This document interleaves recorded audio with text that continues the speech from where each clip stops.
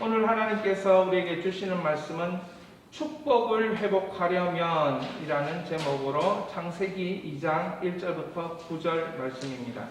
우리 천천히 정말 내 마음속에 이 말씀이 딱 들어오도록 천천히 1절부터 9절까지 우리가 한번 읽어보겠습니다. 천지와 만물이 다 이루어지니라. 하나님이 그가 하시던 일을 일곱째 날에 마치시니 그가 하시던 모든 일을 그치시고 일곱째 날에 안식하시니라. 하나님이 그 일곱째 날을 복되게 하사 거룩하게 하셨으니 이는 하나님이 그 창조하시며 만드시던 모든 일을 마치시고 그날에 안식하셨음이니라. 이것이 천지가 창조될 때에 하늘과 땅의 내력이니 여호와 하나님이 땅과 하늘을 만드시던 날에 여호와 하나님이 땅에 비를 내리지 아니하셨고 땅을 갈 사람도 없었으므로 들에는 초목이 아직 없었고 밭에는 채소가 나지 아니하였으며 안개만 땅에서 올라와 온 지면을 적셨더라. 여호와 하나님이 땅의 흙으로 사람을 찌르시고 생기를 그 코에 불어 넣으시니 사람이 생명이 되니라. 여호와 하나님이 동방의 에덴에 동산을 창설하시고 그 지으신 사람을 거기에 두시니라. 여호와 하나님이 그 땅에 보시기에 아름답고 먹기에 좋은 나무가 나게 하시니 동산 가운데에 생명나무와 선악을 알게 하는 나무도 있더라. 아멘. 여러분, 이 두 장으로 된 페이퍼를 여러분들이 이걸 들고 계시고 그렇게 따라오시면 좋겠습니다. 성경을 찾을 때는 여기에 프린트물에 있는 성경을 같이 읽으면 될 것입니다. 사랑하는 여러분, 출애굽한 430년 노예 생활을 하던 그들이 하나님을 만났습니다. 광야에서 모세를 통해서 하나님이 누구인지 듣게 되었다는 거죠. 우리를 애굽에서 건져내신 하나님은 창조주 하나님이시요 전능하신 하나님이시요 나의 인생을 만들어 주신 하나님이시구나. 하나님에 대한 말씀을 창세기 1장을 통해서 들었다는 것입니다. 그러면 애굽에서 건져냈는데 그 다음에는 하나님이 어떻게 하시냐? 이것이 이제 출애굽한 광야 성도들의 의문인 것입니다. 여러분, 애굽이라는 곳에서 노예로 살았지만 거기에서 먹고 자고 자녀를 낳고 이렇게 살았습니다. 어느 정도 노예로 살기는 했지만 그런 시스템 속에서 안정감을 누렸을지도 모른다는 거죠. 그런데 하나님이 불러내셨어요. 예배를 드리게 하려고, 하나님을 찬양하게 하려고, 하나님을 인정하게 하려고 불러내셨어요. 그런데 나와보니까 광야인 것입니다. 나와보니까 사막인 것입니다. 그러니 그 430년 동안 그래도 익숙한 문화에서 살아왔던 그들에게 이 사막에서 어떻게 살 것인가 질문을 하게 되는 것입니다. 여러분도 그렇지 않겠습니까? 이때의 창세기 2장을 들려주는 것입니다. 이때의 창세기 2장을 통해서 그러면 하나님께서 어떻게 너희를 살게 하실 거냐? 한번 내 말 잘 들어봐라. 모세가 설교하기 시작하는 것이지요. 그때 가장 필요한 것은, 그 광야에서 가장 필요한 것은 축복이 회복되어야 한다라는 것입니다. 하나님께서 하나님의 자녀들을, 인간을 지으시고 그를 향한 목적이 있었다 말입니다. 그러면 그 목적을 이루기 위해서는 무엇이 그들에게 필요한가? 광야에 있는 그들에게 무엇이 필요한가? 바로 축복이 필요하다는 것이죠. 그 축복이 회복된다는 것을 모세는 지금 창세기 2장을 통해서 말해주고 있는 것이에요. 이 축복이 회복된다는 의미가 바로 이것입니다. 하나님의 창조가 흐른다. 여러분, 모세는 하나님의 창조가 흐르도록 쓰임받은 하나님의 도구가 되는 것입니다. 그래서 모세가 있을 때 모세가 손을 들면 전쟁에 이기고 모세가 손을 내리면 전쟁에서 지고 뭐 이런 일들이 일어나게 되는 것입니다. 그러니까 하나님은 모세라는 한 인물을 통해서 하나님의 창조를 흘려보내는 그런 일들을 하신 것입니다. 이것이 모세에게만 끝나는 것이 아니고 하나님의 백성, 광야에 부름받은 그 백성 또한 하나님이 그렇게 창조의 관으로 창조를 흘려보내는 송수관처럼 사용할 수 있다는 것이지요. 창세기 1장 2절에 보면 땅이 혼돈하고 고고하며 우리 프린트문에 있는데 같이 한번 읽어볼까요? 흑암이 깊음 위에 있고 하나님의 영은 수면 위에 운행하시니라. 여러분 그림이 한 장 보이는데 독수리가 창공을 날고 있는 그림입니다. 창세기 1장 2절에 이 운행하시니라 하나님의 영인 수면 위에 운행하시다 이 말은 바로 암탉이 이 알을 품는 것 같은 그 새가 자기 알을 품어 이 부화시키는 장면이 운행하시다라는 그런 내용이 되는 것입니다. 그러므로 하나님의 말씀이 성령을 향하여서 이 세상을 향하여 선포될 때 성령께서 그 수면 위로 운행하시면서 그 일이 되게 하시는 그 일이 나타나게 하시는 일을 하시는 분이 바로 성령 하나님이 되는 것입니다. 그러므로 창세기 2장은 성령을 통하여서 축복이 회복되어지고 축복의 열매가 나타나는 하나님의 은혜가 되는 것이지요.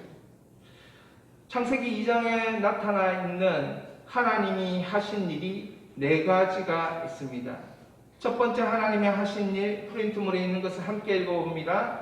하나님은 안식하십니다. 안식은 중단입니다.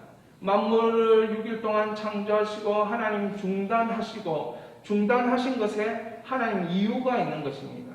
그것은 조금 이따가 말씀을 읽어보며 살펴볼 것입니다. 두 번째 하나님이 하신 일은 무엇입니까? 하나님은 사람의 코에 생기를 불어넣어 생명이 되게 하셨습니다.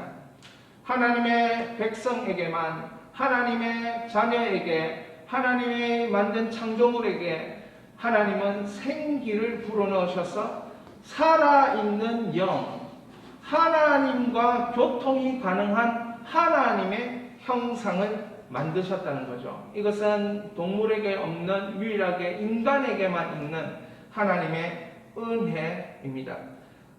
세 번째 하나님 하신 일은 바로 하나님은 에덴 동산을 만드셨어요. 에덴 동산.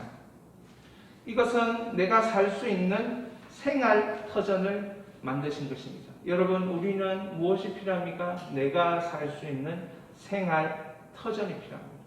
거기서 먹고, 거기서 마시고, 거기서 일을 하고, 그곳에서 이윤이, 그곳에서 열매가, 그곳에서 하나님께서 행하시는 일이 나타나는 그런 생활 터전이 필요한 것입니다.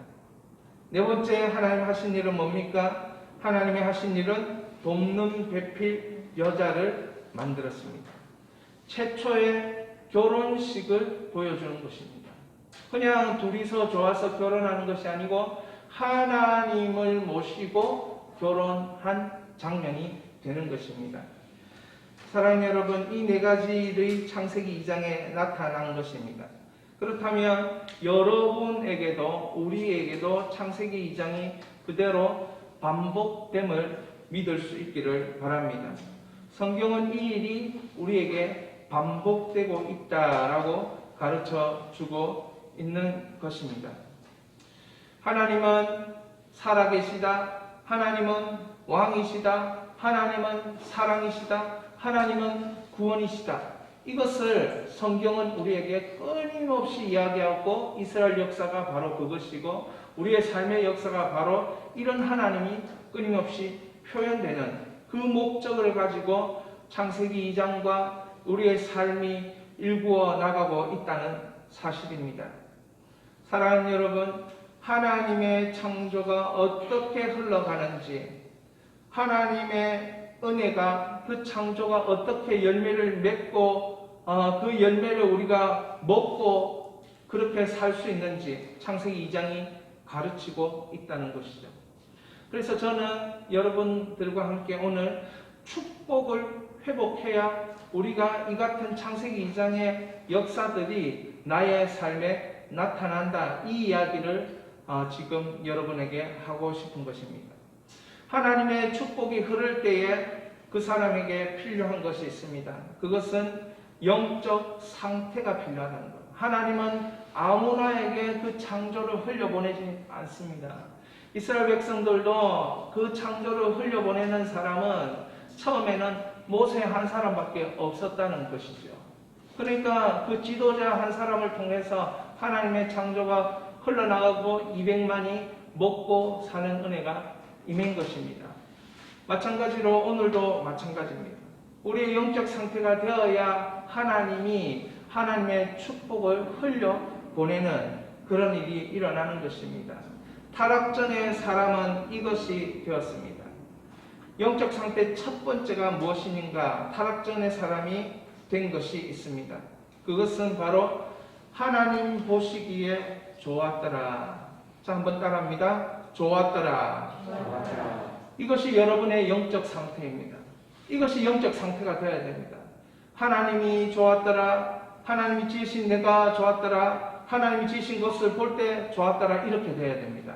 한번 같이 1, 2, 3번을 읽어보겠습니다. 프린트문을 보면서 시작. 하나님이 좋아야 하고 하나님이 지으신 내가 좋아야 하고 하나님이 지은 것을 볼 때 좋아야 한다.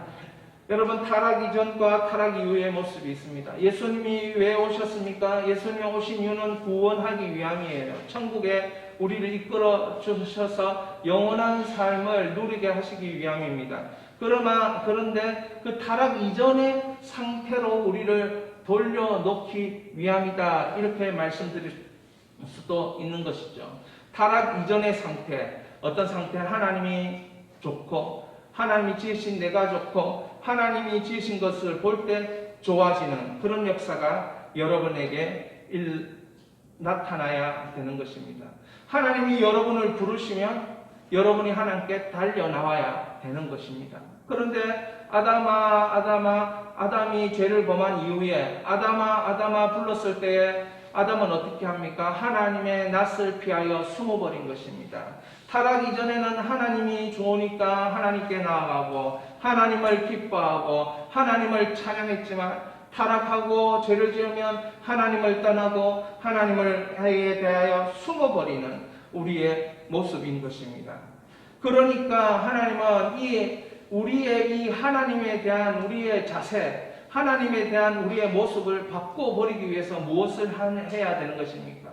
성령을 통하여 예수를 믿고 하나님이 좋아지고 내가 좋아지고 하나님이 만드신 것이 좋아지는, 그래서 예수를 믿고 거듭나고 구원의 감격이 있으면 하늘이 새로 보이고 사람이 새로 보이고 자기 자신이 새로 보인다는 거죠. 제가 신방할 때 가끔씩 이런 질문합니다. 어떻게 집사님은 집사님이 좋습니까? 이렇게 물어봅니다. 권사님은 권사님이 좋습니까? 이렇게 물어봅니다. 그러면 자기는 자기가 좋다 이렇게 말하는 사람을 제가 만나본 적이 없습니다. 왜 그렇습니까? 자기의 과거를 다른 사람은 몰라도 자기는 안다는 거죠. 자기의 실수와 허물을 다른 사람은 몰라도 자기가 알기 때문에 내가 내를 좋아하는 게 얼마나 어려운지 아십니까? 여러분, 내가 나의 잘못을 수용하는 게 얼마나 어려운 일입니까? 그런데 하나님은 그렇게 하라는 거예요. 하나님이 좋아지고 하나님이 너를 좋아하니까, 하나님이 예수님을 믿는 예수님이 들어온 너를 좋아하니까 너도 너를 좋아해봐라. 세상을 좋아해봐라. 세상에 있는 네가 일을 하면 그 일이 좋아지고 공부를 하면 그 공부가 좋아지고 일을 하는데 일터가 좋아지고, 여러분 좋아져야 역사가 일어나는 거예요. 좋아져야 하고 싶죠. 여러분 수학을 좋아해야 수학 공부를 하고 싶지, 수학을 좋아하지도 않는데 수학 공부 시켜놓으면 전두엽이 폭발하게 되어 있습니다. 그게 청소년들의 삶이에요. 좋아하지도 않는 것, 좋아하는 것을 하면 계속 그것만 하려고 하죠. 게임을 좋아하니까 계속 이 막 롤만 돌리고 그 앞에 서가지고 사는 거예요. 앉아 사는 거예요. 왜? 그거 좋아하니까. 근데 하나님을 좋아하면 여러분 어떤 일이 생기겠습니까? 하나님이 좋아하는 것을 내가 좋아하는가? 일이 일어나는 줄 믿으시기 바랍니다. 여러분, 아버지가 좋아 보이고 엄마가 좋아 보이고 형제가 좋아 보이고 직장이 좋아 보이고 내가 다니는 학교가 좋아 보이고 친구가 좋아 보이고 공부가 좋아 보이면 그때 역사가 일어나는 것이에요. 그런데 내가 싫어요. 싫으면 절대로 잘할 수 없습니다. 좋아야 잘할 수 있습니다. 하나님의 창조 회복은 좋았더라의 회복인 것입니다. 하나님은 예수님의 보혈 때문에 우리의 죄가 깨끗하게 된 것을 보고 너무나도 좋아하십니다. 그래서 우리를 좋다, 나는 너를 좋아한다, 나는 너를 너무너무 좋아한다, 그렇게 되는 것이죠. 사랑하는 여러분, 이 좋아한다는 이 하나님의 이 역사가 계속 우리에게 흘러 나타나고 열매를 맺을 수 있도록 하기 위해서 사도 바울은 깨닫습니다. 우리 7절을 먼저 한번 읽어보겠습니다. 우리 프린트 눈물에 있습니다. 여호와 하나님이 땅의 흙으로 사람을 지으시고 생기를 그 코에 불어넣으시니 사람이 생명이 된지라. 이게 무슨 말입니까? 하나님이 생명을 불어넣어가지고 그 생명, 하나님과 교제하는 영이 됐다는 이야기인 것입니다.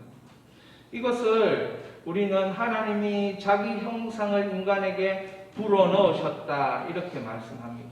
그러므로 우리는 하나님의 형상을 훼손하면 안 되는 것입니다. 하나님의 형상을 훼손하면 이것은 죄가 되는 것이죠. 이 하나님의 형상이 있기 때문에 우리는 인간을 존엄하다 이렇게 얘기합니다. 인간을 존중해야 한다 이렇게 말하는 거예요. 신분에 관계없이 나이에 관계없이 인간이기 때문에 병을 앓고 있든지 병상에 누워 있든지 관계없이 어느 나라 어느 사람 인종에 관계없이 우리는 인간이 존엄하다 이렇게 얘기합니다. 왜? 그 속에 하나님이 생기로 불어넣으신 하나님의 형상이 있기 때문에 그런 것이죠. 그런데 죄로 말미암아 이 하나님의 형상이 어떻게 됩니까? 파괴되는 것이죠. 죄로 말미암아 하나님 형상이 오염된 것입니다. 그러니 우리를 통해서는 이 죄로 말미암아 죽은 영혼들은 하나님의 창조가 일어날 리가 없는 거예요. 사도 바울은 이것을 깨닫고 그렇다면 어떻게 하나님의 형상이 회복되고 어떻게 창조가 회복되어 흘러나가는지 그것을 디모데후서 3장 16절 17절 가르쳐 주고 있는 것입니다. 같이 말씀을 보겠습니다.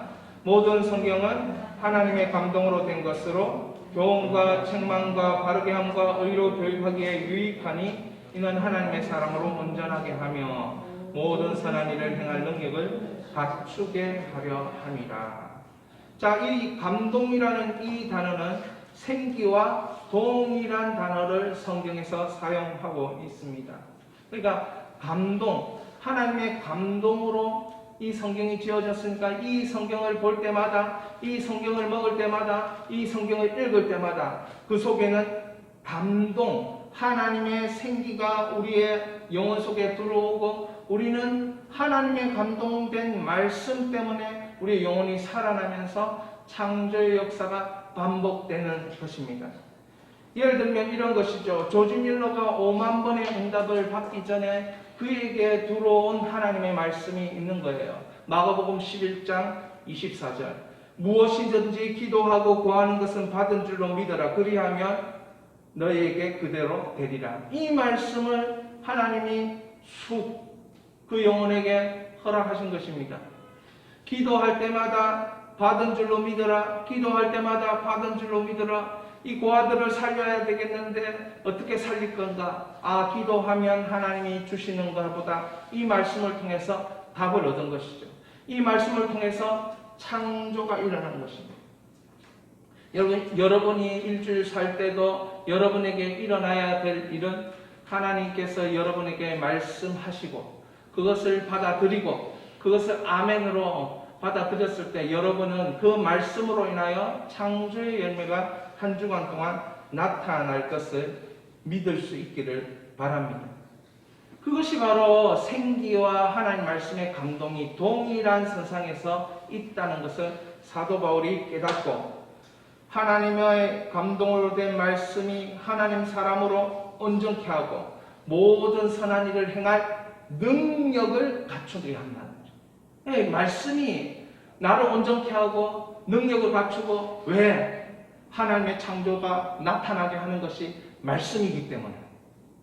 그래서 사도 바울이 말씀을 강조하는 것이고 오늘날 성도도 말씀을 강조하는 것입니다. 자, 하나님 창조를 흘려보낼 때 이 두 번째 영적 상태가 있습니다. 그 두 번째 영적 상태는 프린트물에 우리 함께 한번 읽어보겠습니다. 주일 성소로 진정한 안식을 일주일에 한번 경험해야 한다. 여러분, 주일 성수가 무엇입니까? 예배를 드리는 거예요. 함께 기도하는 거예요. 함께 교제하는 거예요. 말씀을 나누고 은혜를 나누는 것, 그것이 진정한 주일 성소입니다. 하나님은 재창조를 통해서 물리적인 날이 있음을 우리에게 알려주고 있습니다. 그것이 창세기 2장 2절 3절이에요. 우리의 뒷페이지에 있습니다. 2절 3절 같이 읽어보겠습니다. 하나님이 그가 하시던 일을 일곱째 날 마치시니 그가 하시던 모든 일을 그치시고 일곱째 날 안식하시니라. 하나님이 그 일곱째 날을 복되게 하사 거룩하게 하셨으니 이는 하나님이 그 창조하시며 만드시던 모든 일을 마치시고 그날에 안식하셨습니다. 안식하셨습니다. 무엇을 하고 있는 것입니까? 일곱째 날을 복되게 하는 거예요. 일곱째 날을 복되게 하는데 그 복은 어떻게 흘러 들어가느냐? 거룩한 통로를 통해서 흘러가는 것입니다. 물리적으로 이 안식, 주일을 거룩한 날로 한 날 정했다는 거예요. 여러분들도 뭔가 보기를 원하잖아요. 여러분들도 뭔가 느끼기를 원하잖아요. 이것이 하나님이 했다, 하나님이 하셨다, 이런 걸 알기를 원하잖아요. 하나님도 그런 방법을 사용하셨다는 거죠. 다른 날이 다 있는데 한 날을 딱 택해서 이 날은 물리적으로 거룩한 날, 물리적으로 복된 날. 네가 이 날 잘 지키면 나의 거룩으로 복된 은혜를 경험하는 날. 이 날을 물리적으로 딱 만드신 것. 이 날이 바로 오늘이라는 것을 여러분 믿을 수 있기를 바랍니다. 그런데 이것이 뭐냐면 리듬이에요. 리듬. 창조의 리듬이에요. 창조의 리듬의 절정은 언제냐?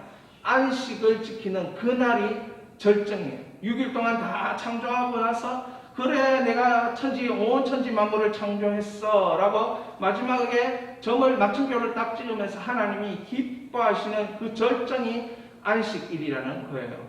그것이 예수 그리스도의 부활을 통해서 주일로 바뀐 것이죠.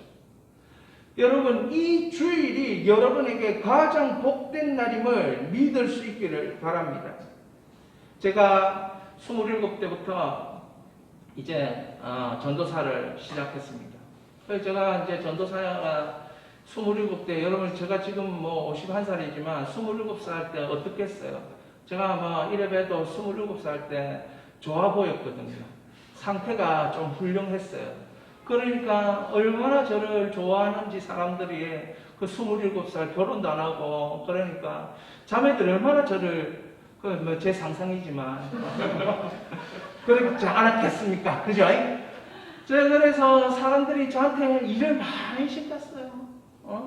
제가 잘하는 줄 알고 찬양을 막 시키셨고 찬양도 해라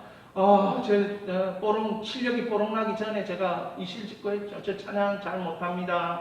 그렇게 얘기하니 옆에 있는 청년들이 다 도와줄 거래요. 살아계신 주 한마디만 하면 옆에서 화엄너가 잘해준다. 그래 네가 찬양 인도도 해라. 네가 유년주일학교도 해라. 뭐도 해라 얼마나 많이 시키는지 오여전도에 가서 설교해라 주일날 무슨 여전도에 모임하는데 그거 설교해라 해라 그래서 한 6가지를 시키는데 얼마나 제가 유능하다고 믿으니까 그런 일을 시키는 거잖아요. 그 어느 날 새벽에 제가 이렇게 교회를 갔단 말이죠. 그 교회는 새벽에 주일날은 새벽 찬양이 있었어요. 7명의 성가대가 다 있고 우리 집사님이 오셔서 성가대 지휘를 하시는 거예요. 참 보기 좋았습니다. 근데 어느 날 성가대 집사님이 안 온 거예요.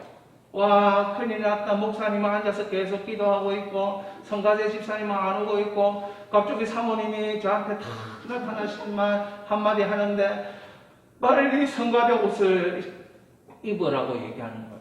아, 성가대 옷을 입으라. 그건 무슨 뜻입니까? 네가 가서 지휘할지어다 이 말이잖아요. 그죠? 그 저보고 성가대 옷을 입혀서 제가 못한다 그 소리를 하고 싶었으나 그 제가 안 나가면 대안이 없는 거예요. 그래서 제가 나갔죠.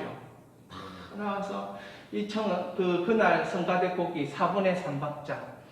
할렐루야. 3번만 적으면 되네. 초등학교에서 배운 거 있잖아요. 그죠? 예, 4분의 4박자는 이렇게.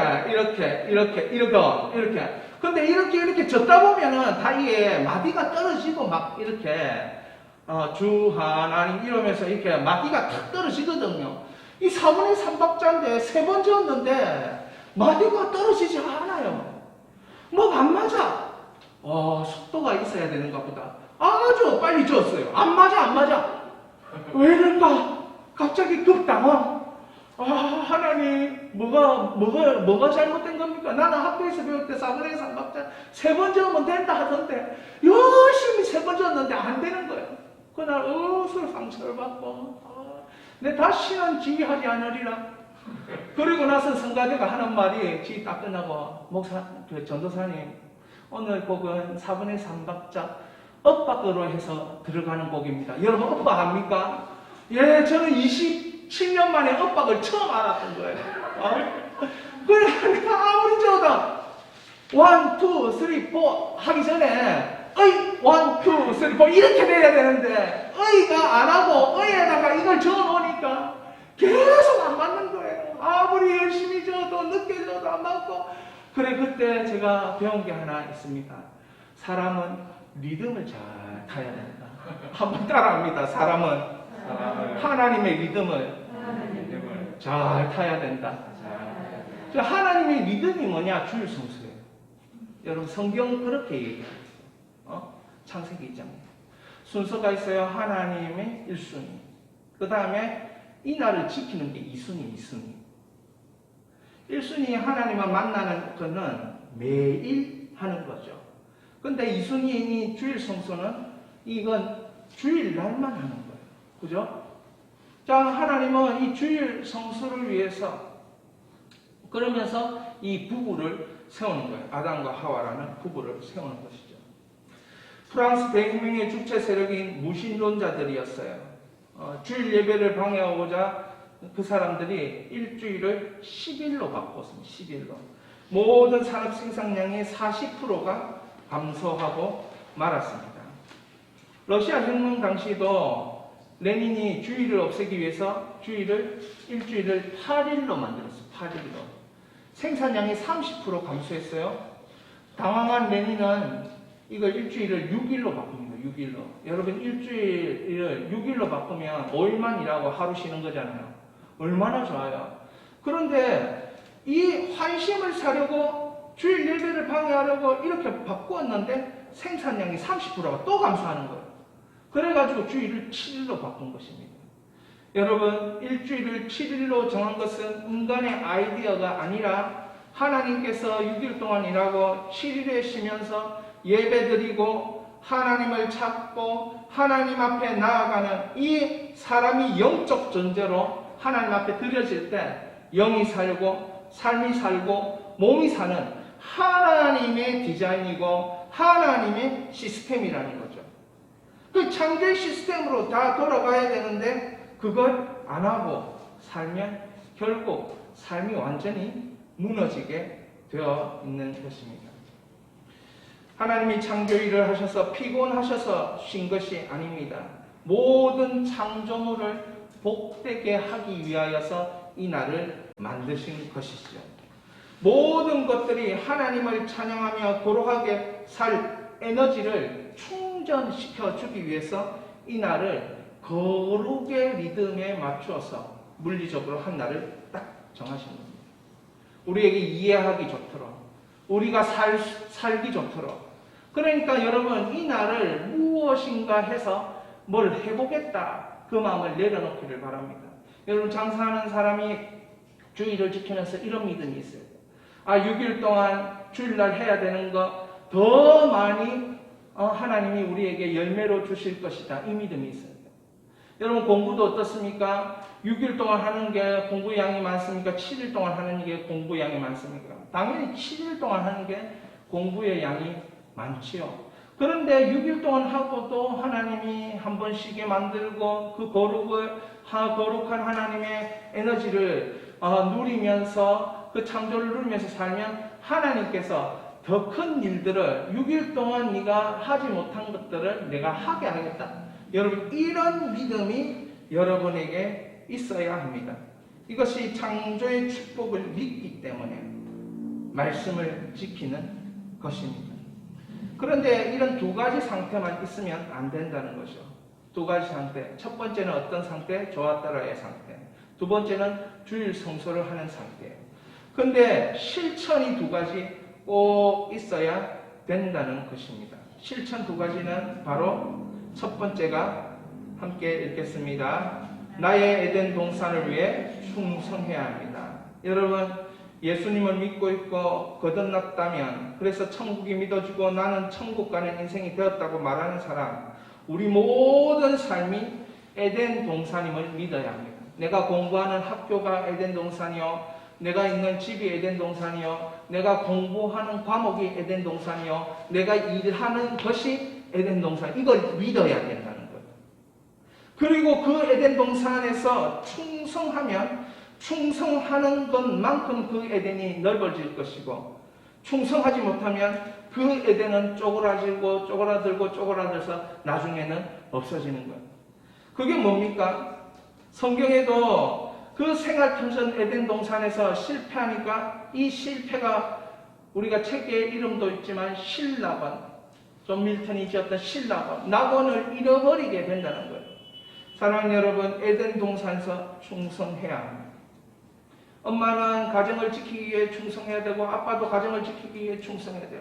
제가 청소년들에게 너희 가정을 지키기 위해 충성하라 이렇게 얘기를 하니까 청소년들이 하는 말이, 우리가 뭐 알바가 돈을 법니까? 우리가 가정을 어떻게 지킵니까? 막 그렇게 불평 섞인 말들을 하더라고요. 그래서 제가 이런 얘기를 했어요. 어떤 분이 계셨는데 그분은 4명을 낳고 여자분이 계셨는데 4명을 낳고 배에 한 사람이 더 아기를 배가지고 그런 분이 계셨는데, 그분이 교회로 오면 그 유치원생부터 쪼름이 있는 그 4명이 아장아장하면서 병아리들이 따라오는데, 엄마가 아를 지키는 게 아니고 아가 엄마를 지키더라. 그게 바로 너가 이 엄마를 지키는 거고 가정을 지키는 거다. 제가 그렇게 말한 적이 있습니다. 여러분, 마음에 들지 않는 것이 있을 거예요. 그런데 그걸 에덴 동산으로 믿고 하는 거예요. 뭐 공부가 마음에 들겠어요? 뭐 수학이 마음에 들겠어요? 마음에 들고 좋았더라 되면 5만 가지의 문제를 풀게 되어 있습니다. 그러면 거기서 성공하는 거예요. 그런데 사람들은 그렇게 잘 안 되죠. 사랑하는 여러분, 그러나 여기에서 우리가 에덴에서 충성해야 되는데 15절 보십시오. 15절에 이렇게 기록되어 있습니다. 같이 읽겠습니다.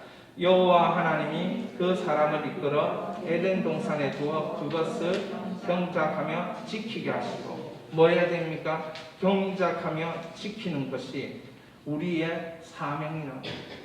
어떤 상황, 어떤 것을 맞더라도 경작하여 지키십시오. 그러면 그곳에서 열매가 나올 것이고 그 열매를 여러분은 먹게 될 것입니다. 그 열매로 말미암아 풍성한 하나님의 창조의 회복이 일어날 줄 믿으시기 바랍니다. 사랑하는 여러분, 그 열매로 인하여서 그 경작으로 인하여서 여러분은 하나님의 풍성한 에덴 동산을 회복하는 일이 일어나는 것이죠. 19절을 같이 또 읽겠습니다. 같이 읽습니다. 시작. 하나님이 흙으로 각종 들짐승과 지으시고 아담이 무엇이라 부르나 보시려고 그것들을 그에게로 이끌어 가시니 아담이 각 생물을 부르는 것이 곧 그의 이름이 되었더라. 여러분, 에덴에서 충성하려고 해요. 근데 이 사람이 뭐가 필요하냐? 아담이 무엇이라 부르나 보시려고. 이게 필요해. 이게 뭐냐면 아담이 하나님이 만드신 것에 의미를 부여하는 거예요. 동물의 이름을 부르면서 의미를 부여하는 거죠. 고대 사회는 강자가 약자의 이름을 부르는 것입니다. 마찬가지로 예수님이 약자의 이름을 부르고 그 약자는 예수님을 따라오게 되는 거예요. 아담도 동일한 행동을 하는 것이죠. 하나님이 그 아담에게 권세를 줬어요. 니는 정체성을 확인하는 권세가 있다. 아담이 그 동물을 향하여 그 정체성을 부여하면 그 동물은 그렇게 살게 되는 것입니다. 여러분이 하는 일에 대하여 정체성을 부여하는 거죠. 내가 학생이라면 그 공부에 대한 정체성을 부여하는 것입니다. 하나님이 이것을 나의 인생의 창조의 회복을 하는 도구로 사용하시는 거야. 축복의 도구로 이 공부를 사용하시는 거야. 이렇게 깨달아지면 좋았더라가 되니까 공부를 하게 되는 거예요. 여러분, 일도 마찬가지죠. 직업도 마찬가지죠. 이 직업을 통하여서 하나님이 나를 축복하시는 도구야 라면 거기에서 충성이 일어나는 것입니다. 그러니까 정체성을 어떻게 불러주느냐에 따라서 인생이 완전히 다르게 쓰임 받더라는 것입니다. 사랑하는 여러분, 예수님을 믿는 것이 왜 중요한가? 예수님을 만나면 이러한 정체성에 대한 새로운 시야가 열리기 때문에 그렇습니다. 새롭게 불러지는 거죠. 공부도 그렇고 일도 그렇고, 저거는 하나님이 나를 위해서 예비하신 거야. 믿어지는 거지. 힘들고 어려운데 그게 믿어지는 거예요. 하나님이 나를 위하여 예비한 거지. 하나님이 좋았더라의 역사를 계속 나에게 나타낼 것이다. 하나님이 주신 기회야. 그러니 이 기회를 살려보아야지. 이렇게 정체성을 부여하면서 믿음으로 달려나가더라는 것입니다. 두 번째, 이 실천을 해야 될 것이 뭐냐 하면 나의 가정에서 회복이 일어나야 됩니다. 이 창세기 2장은 하나님이 아담과 하와를 다 만나게 하셔서 문자적으로는 나의 가정을 최초로 만드신 하나님, 이렇게 볼 수 있어요. 그런데 이게 하나님 중심으로 가정이 만들어지는 것을 보면서 이것을 해석할 때 교회라고 해석을 합니다. 그러니까 가정을 뭐로 만들어야 된다? 교회라고 만들어야 된다. 가정이 가정교회가 되는. 왜? 하나님을 모시고 그 하나님에게 자녀들이 순복하고 그 하나님에게 부모님들이 순복하여서 이렇게 교회가 되어질 때 서로 섬기고 서로 사랑하고 이런 가정 회복이 나에게 일어나야 된다 말씀하는 것입니다. 우리 18절 읽겠습니다. 읽겠습니다. 시작. 여호와 하나님이 이르시되 사람이 혼자 사는 것이 좋지 아니하니 내가 그를 위하여 돕는 배필을 지으리라 하시니라. 이 배필이라는 의미는 하나님이 도우신다라고 할 때 쓰는 단어예요. 하나님이 도우신다. 여러분, 교회는 어느 때 잘 되느냐? 여자분들이 많을 때 잘 돼요.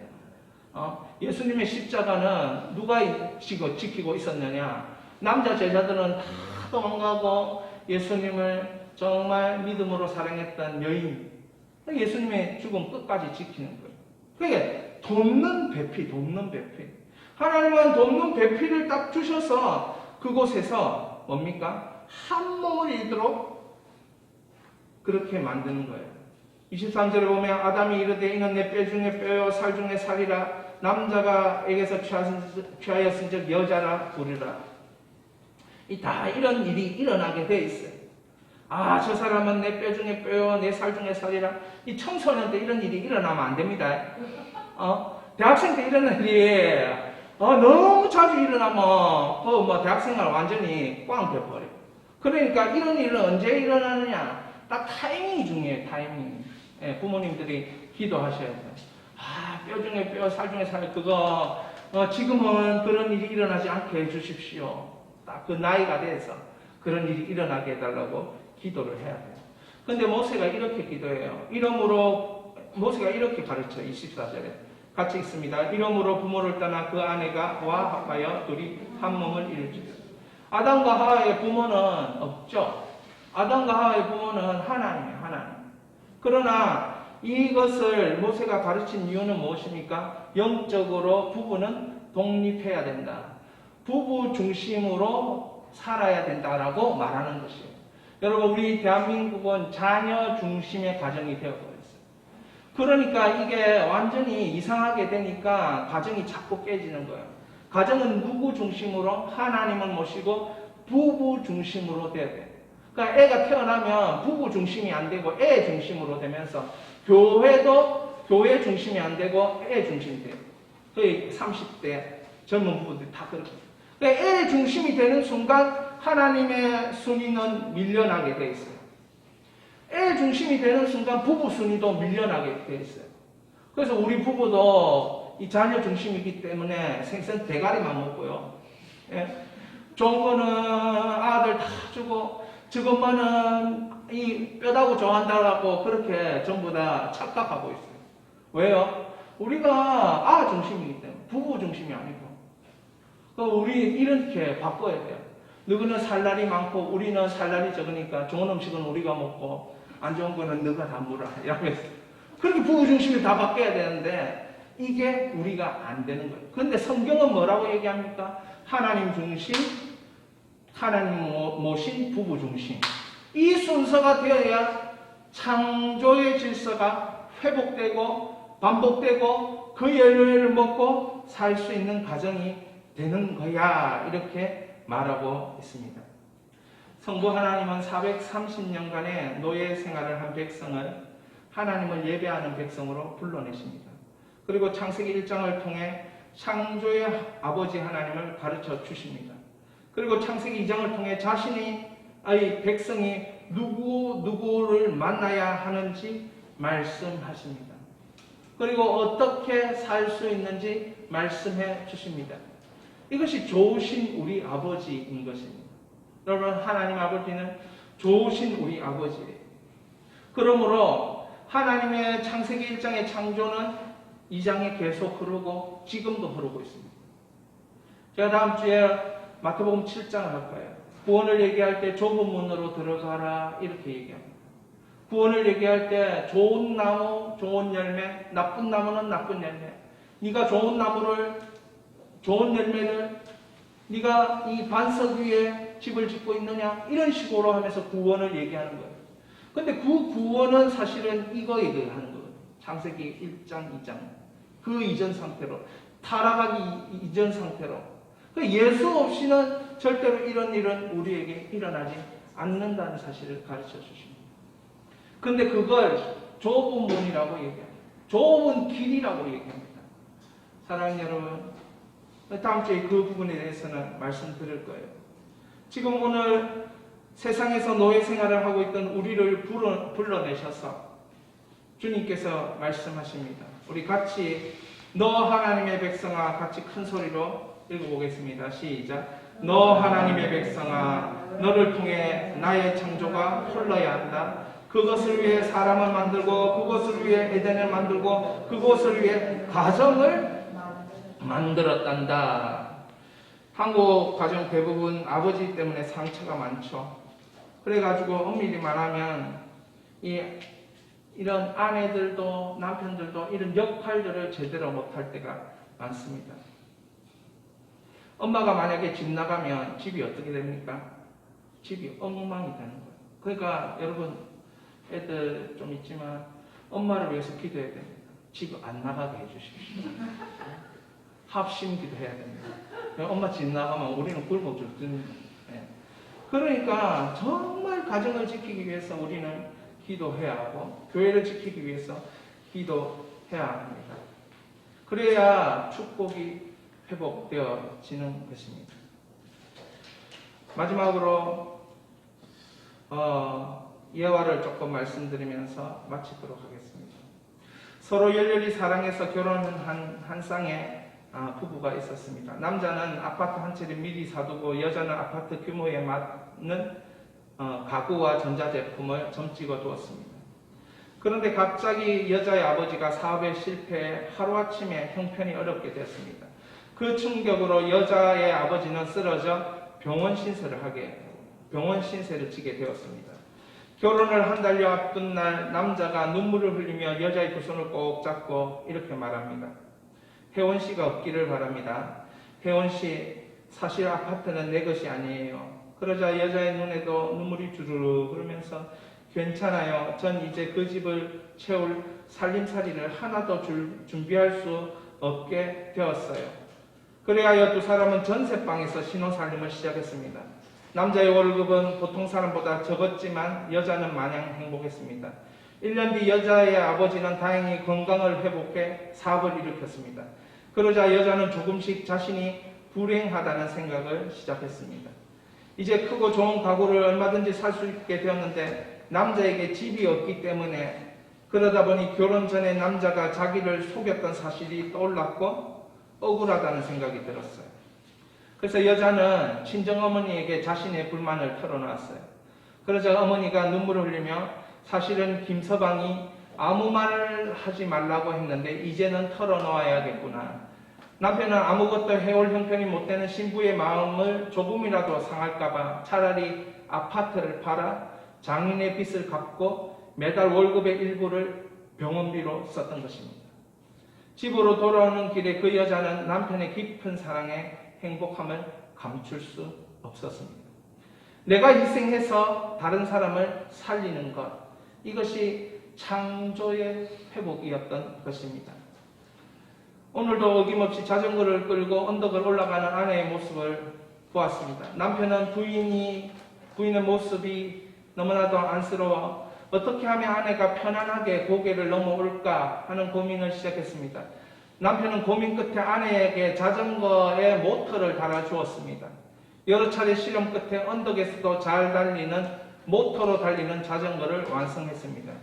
이후 이 자전거는 엄청난 인기를 끌게 되었고 이 자전거를 개발한 남편은 세계적인 자동차 회사 혼다의 사장이 되었습니다. 여러분, 아내를 보고 도와줘야겠다. 아빠를 보고 엄마를 보고 도와줘야겠다. 그런데 그 열매로 하나님은 살게 하신다는 거예요. 다른 사람을 도와줘야겠다. 그런 가정을 도와줘야겠다. 이런 마음을 가졌는데 그것 때문에 하나님은 엄청난 회복과 엄청난 일을 가질 수 있도록 그렇게 우리를 축복하시고 내가 도와야겠다가 나에게 다시 열매로 돌아왔다는 사실입니다. 사랑하는 여러분, 하나님이 모세를 통해 광야에 있는 이스라엘 백성들을 창조하시고 다음으로 꼭 들어야 할 것은 부부관계, 하나님을 모신 부부관계를 말씀해 주십니다. 하나님이 1순위로 창조의 그 흐름의 역사가 일어나고 2순위는 이것 지켜야 하나님의 창조의 역사가 반복되는 거야, 이렇게 가르쳐 주신 거예요. 이것이 될 수 있기를 바랍니다. 가장 중요한 것은 하나님을 모신 부부가 되어야 한다는 사실이죠. 이 시간에 우리가 한번 기도할 때에 사랑하는 여러분, 하나님이 1순위인 것 분명합니다. 그러나 하나님의 1순위는 어디로 흘려야 되느냐? 회복된 하나님을 모신 가정으로 흘러들어야 에덴 동산의 역사가 있는 것입니다.